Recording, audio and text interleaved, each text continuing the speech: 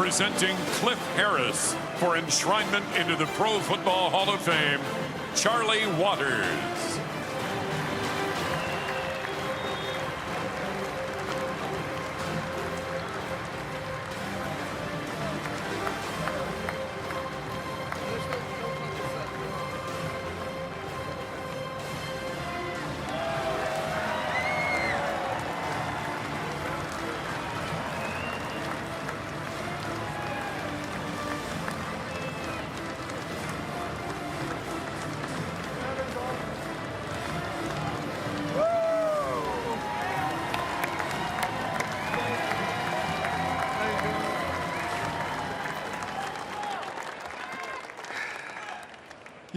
Yeah, Drew. Thank you, Drew. Hey, wow. What an incredible journey this has been for me, and what an honor it is to be here with all these legendary players and coaches and so many special friends. There are so many people in my life that I need to thank. First, my beautiful wife, Karen, who's here tonight, who made my life complete. I only wish he could have been joined by my wonderful, dedicated parents who supported me so many years and when others counted me out. My dad taught me mental toughness, and my mother instilled me with passion. I've also been blessed with many great coaches. I'd like to thank Coach Gene Stallings, who had the patience, which I tested many times, to bring out the best in me. And then, of course, Tom Landry, who created the great flex defense that fit my style of play perfectly. And I'd like to thank, more importantly, Gil Brandt, very importantly, Gil Brandt, who had to search long and hard to find me hidden in the Ouachita Hills. Thank you, Gil. I also like to have the great fortune to play with many legendary players who taught me the ins and outs of pro football and how to survive.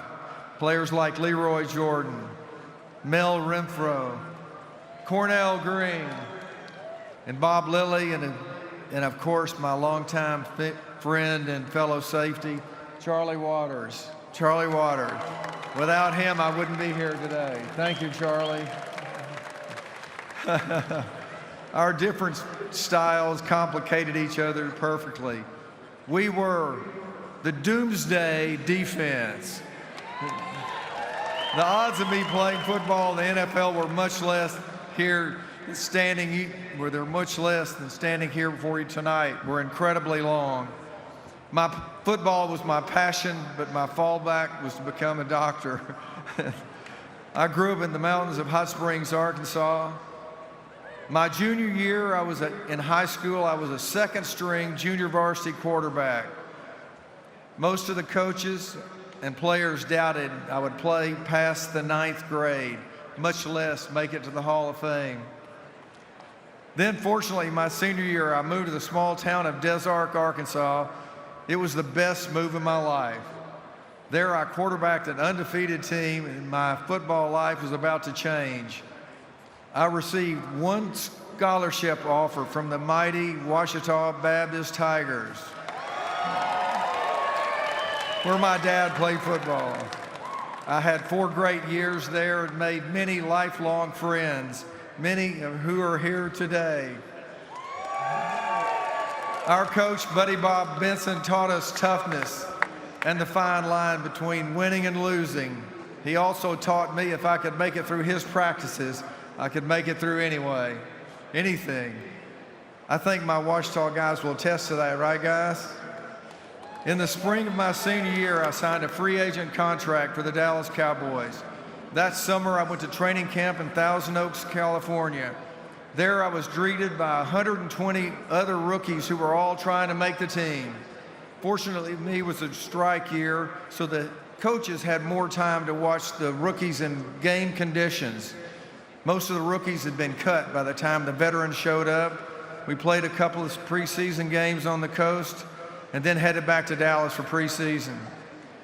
I was one of the very few rookies that made that trip, once again defying the odds.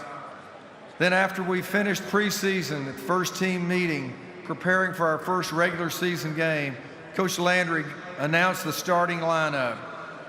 It was one of the most exciting times in my life. I not only found out that I had accomplished my goal of making the team, Coach Landry announced to me that I was a starting free safety for the Dallas Cowboys. The only rookie starter. It was an incredible feeling. This was a Cowboy team that had repeatedly made it to the playoffs but never won a championship. They were determined to make it to the Super Bowl. And I'll never forget my first home game. It was in the old Cotton Bowl. I lined up directly across from the great Cowboy and Hall of Famer Bob Lilly, who's here tonight. Before Leroy Jordan called the defensive play, Bob looked over at me and said, "We're going to the Super Bowl, rookie, and I don't want you to do anything to mess it up." I just nodded and said, "Yes, sir, Mr. Lilly." And sure enough, we did go to the Super Bowl, but we didn't win. Bob never made that part of the deal. I had such a wonderful 10-year career with so many legendary players, 5 Super Bowls, and a lifetime of memories. So how does a kid from a small D2 school in Arkadelphia, Arkansas, make it to 5 Super Bowls and the Hall of Fame?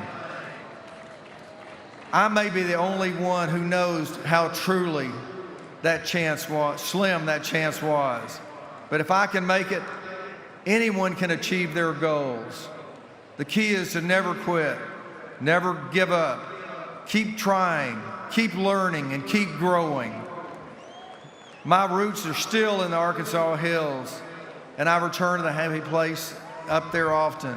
I was hiking there the other day, contemplating this speech, when I looked over to see a huge storm brewing over the tops of the hills. I still had a couple of miles to go on that rocky trail, but all I could think of that I, and more importantly, my cell phone, were about to get drenched. So I liked the challenge, and I knew I was up to it.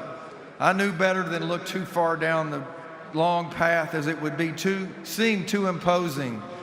Rather than that, I just put my head down, made sure that I made it past every rock without stumbling. I realized that was a metaphor for my life. I've never taken anything for granted. I've never looked too far down the road. I've stayed in the moment, focused on that rock right in front of me. I did trip on a rock or two that day, just as I have in my life. But I didn't get discouraged. I got right back up and pushed even harder.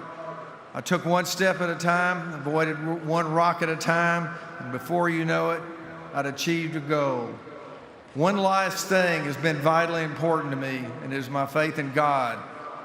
I've got good fortune in my life, but God has always been in control. God gives us the freedom to choose our challenges and how we'll face those challenges and opportunities in our lives. You really have to believe in yourself and trust that God will be with you. I like what Proverbs 3 says, "Trust in the Lord with all your heart and lean not on your own understanding. In all your ways acknowledge Him, and He will make straight your path." So keep a steady pace. Remember that you're the only one who drives your train. If you trust in God and make the right choices, you will succeed. You'll make it to your own Hall of Fame, whatever that might be. Thank you.